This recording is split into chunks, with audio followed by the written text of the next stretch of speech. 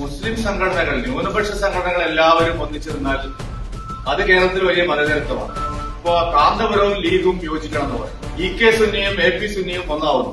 മുസ്ലിം league നേതാക്കൾ തന്നെ പറയുന്നു ഭരണം കിട്ടിയാൽ അത് സമുദായ താല്പര്യത്തിന് വേണ്ടിയാണ് ഉപയോഗിക്കാൻ പോകുന്നത്. അതിലൊന്നും ആർക്കും പരാതിയില്ല. ആകെ പരാതി NSSും SNDPയും അല്ലെങ്കിൽ ശ്രീ വെള്ളാപ്പള്ളി നടേശനും ശ്രീ സുകുമാരൻ നായരും ഒരു ചായ കുടിക്കാൻ ഒരുമിച്ചിരുന്നാൽ അത് കേരളത്തിൽ വലിയ വർഗീയത. ഈ പ്രചാരവേല കഴിഞ്ഞ 30-40 വർഷമായി കേരളം നടന്നുകൊണ്ടിരിക്കുന്നു. ന്യൂനപക്ഷങ്ങൾ അവരുടെ താല്പര്യം സംരക്ഷിക്കാൻ വേണ്ടി ഏത് നിലപാട് സ്വീകരിച്ചാലും സോക്കോൾഡ് മതേതര പാർട്ടികൾ എല്ലാവരും അതിനെ ഒരു മതേതര നിലപാടായി ഉയർത്തിക്കാണിക്കും. ഭൂരിപക്ഷ സമുദായത്തിൽ എല്ലാവരും തമ്മിൽ അടിച്ചു തിരിഞ്ഞ് അവർ നശിച്ചു കൊള്ളണം എന്നുള്ള ഒരു താല്പര്യമാണ് പ്രധാനപ്പെട്ട മുന്നണികൾക്കെല്ലാം കേരളത്തിലുള്ളത്. അതിന്റെ ഏറ്റവും വലിയ ഉദാഹരണമാണ് ഇപ്പൊ കണ്ടുകൊണ്ടിരിക്കുന്നത്.